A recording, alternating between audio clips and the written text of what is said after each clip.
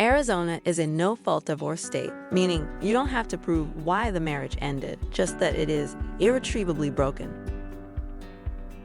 The difference between divorce and legal separation is that in legal separation, you're still married to your spouse. To file for divorce, one spouse must have lived in Arizona for at least 90 days. If you're filing for legal separation, one of you must currently live in Arizona. There's no 90-day requirement. In both divorce and legal separation, if you have children under 18, they must have lived in Arizona for 6 months. And if they're less than 6 months old, they must have lived in Arizona since birth. How long it takes to get a divorce is different for everyone. It can move quicker if you and your spouse agree. However, a 60-day cooling-off period is required in all divorce and legal separation cases.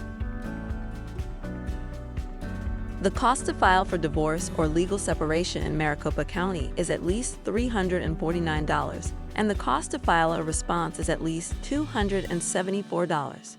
These fees are subject to change. You may qualify for a payment plan, deferral, or waiver. Please see the Clerk of Court's website for the current fees.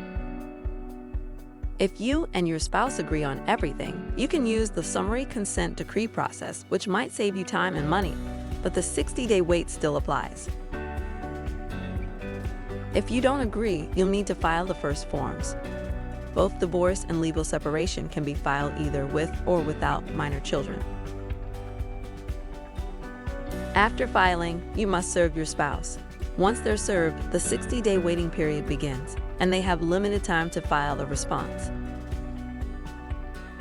If your spouse doesn't file a response, you can start the default decree process.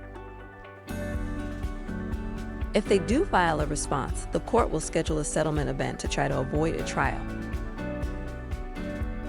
If you can come to an agreement, you can submit a consent decree. If not, a trial will be scheduled.